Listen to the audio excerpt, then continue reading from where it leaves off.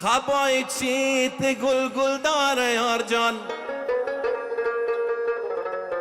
12 بند کاکل داره یار جان، 12 بند کاکل غنچه گل، 12 بند کاکل غنچه گل، هوای شهر کابل داره یار جان، هوای شهر کابل داره یار جان.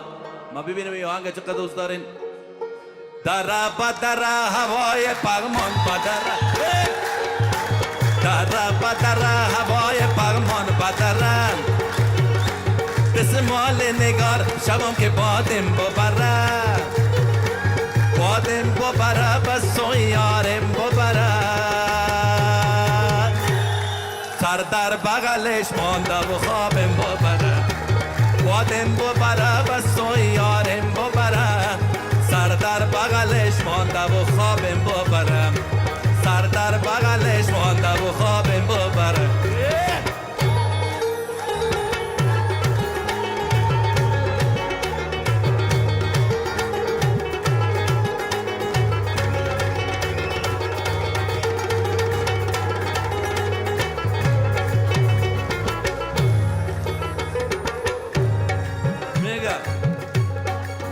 با سرداری نگار دستمال جالی، ما زحمت میکشم در کرد شالی، دل میشه که پیش تو بیایم، دل میشه که پیش تو بیایم،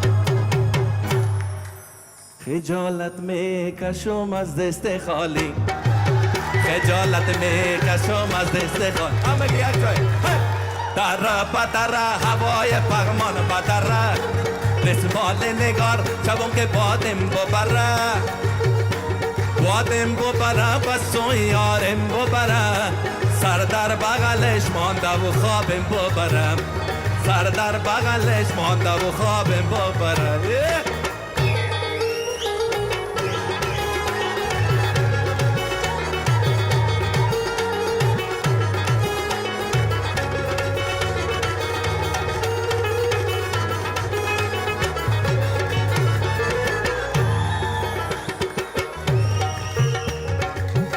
دای دشت کلان غوغا کنم،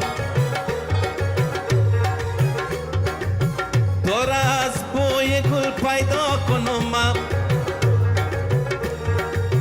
تو خو از بوی گل پیدا نمیشی، تو خو از بوی گل پیدا نمیشی،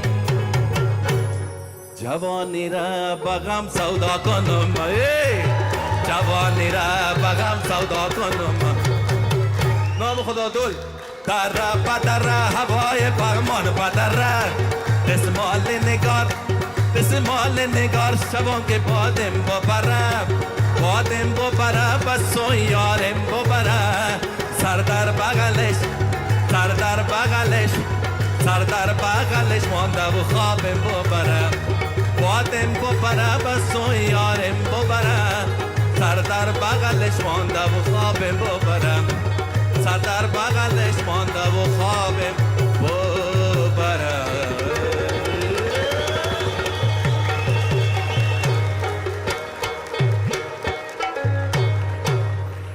دوستان لطف میکنیم. بسیار تشکر. هستم اینجا استماع شدن. السلام، ایام عید شما مبارک باشه. بسیار زیاد خوش آمدین. کف بزنین. امی آهنگ امی حالا چی یک آب و هوایی است و رفتن طرف دره پغمان واقعا کیف میکنه و با شنیدن این آهنگ کیف و لذتش بیشتر میشه. باز آهنگ شما در موترایتان بشنوین اون طرف برین. با افتخار آقای شهنا بازم کف بزنین. بسیار خوش آمدید میگم شما را.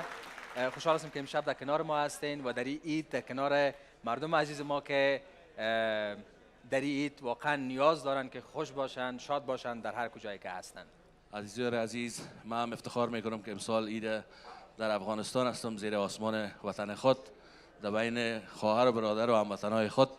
بسیار زیاد تشکر میکنم از تلویزیون طلوع که مرا دعوت کردن امسال برای عید. تشکر میکنم آقای شهنا. شما ایره بارست. شما بازم با ما هستید. خدمت هستم. قربان شما. خب